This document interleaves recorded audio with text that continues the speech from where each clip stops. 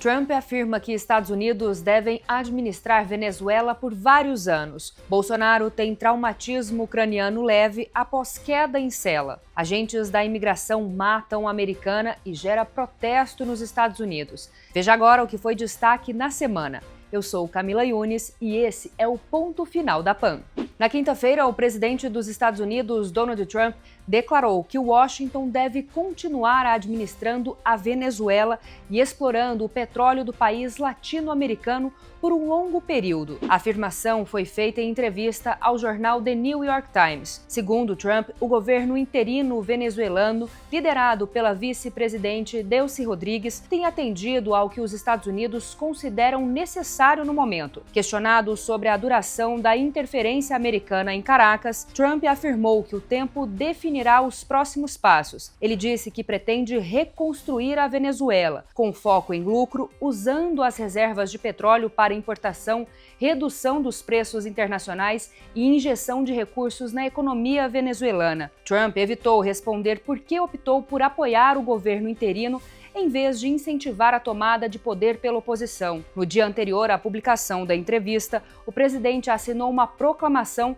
que retira os Estados Unidos de 35 organizações internacionais fora da ONU e de 31 entidades ligadas às Nações Unidas. Segundo a Casa Branca, a decisão se baseia no entendimento de que esses organismos atuam contra os interesses nacionais americanos. A maioria dos alvos envolve agências relacionadas a questões climáticas, trabalhistas e pautas classificadas pelo governo como woke. Entre as entidades afetadas estão a ONU Mulheres, a Convenção e o Painel Intergovernamental sobre Mudanças Climáticas e a Conferência das Nações Unidas sobre o Comércio e Desenvolvimento. O governo Trump também suspendeu o apoio à OMS, a Agência de Assistência aos Refugiados da Palestina no Próximo Oriente, ao Conselho de Direitos Humanos e à Unesco, adotando uma postura seletiva no financiamento internacional. Analistas avaliam que a medida consolida uma visão de multilateralismo condicionada aos interesses de Washington. A decisão forçou a ONU a promover cortes internos e levou ao encerramento de projetos de ONGs após a redução da ajuda externa dos Estados Unidos, incluindo o fechamento da USAID. O ex-presidente Jair Bolsonaro sofreu uma queda ao tentar caminhar dentro do quarto onde está detido na Superintendência da Polícia Federal em Brasília, e teve um traumatismo ucraniano leve. A informação foi confirmada na quarta-feira pelo médico Brasil Caiado, que integra a equipe responsável pelo atendimento do ex-mandatário. Segundo o médico, o episódio ocorreu na madrugada de terça-feira, quando Bolsonaro se levantou e caiu ao tentar se deslocar. A princípio, a equipe suspeitou de uma queda na cama, mas a reconstituição dos fatos apontou para uma perda de equilíbrio ao caminhar. Após a autorização do ministro do STF, Alexandre de Moraes, Bolsonaro foi levado ao hospital, onde passou por exames e retornou em seguida à unidade da PF. O boletim médico confirmou o diagnóstico de traumatismo ucraniano leve, sem necessidade de intervenção cirúrgica. De acordo com o cirurgião-geral Cláudio Birolini, os exames indicaram apenas alterações leves em partes moles da região frontal e temporal direita, decorrentes do impacto. O tratamento prevê acompanhamento clínico. Brasil Caiado avaliou que a queda pode ter relação com desorientação provocada pela interação de medicamentos. Bolsonaro faz uso de diversos remédios para controle de crises de soluços e ansiolíticos, condição que, se recorrente, aumenta o risco de novos episódios.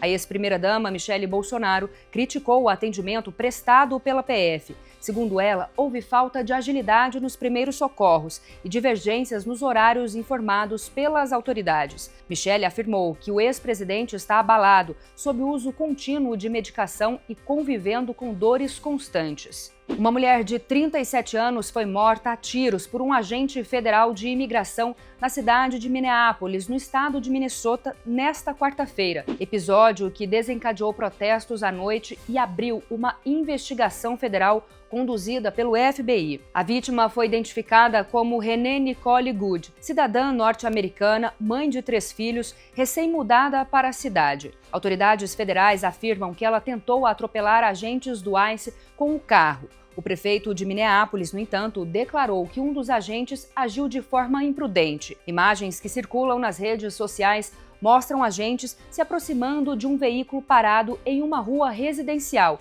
e disparando contra a motorista no momento em que o carro se afasta. O tiroteio ocorreu por volta das 10 horas e 25 minutos do horário local. Segundo a polícia, René bloqueava a via quando foi abordada a pé por um agente federal e, em seguida, tentou fugir. A secretária de Segurança Interna, Kristi Noem, disse que a mulher teria tentado usar o veículo como arma, classificando a ação como terrorismo doméstico. Ela afirmou que o agente atirou em legítima defesa. O presidente Donald Trump declarou que um agente do ICE foi atropelado brutalmente e culpou a esquerda radical por ataques às forças de segurança. Já o Conselho Municipal de Minneapolis contestou a versão federal e afirmou que René apenas observava legalmente as operações do ICE. Renomada poeta, René Good era descrita por familiares como compassiva e generosa.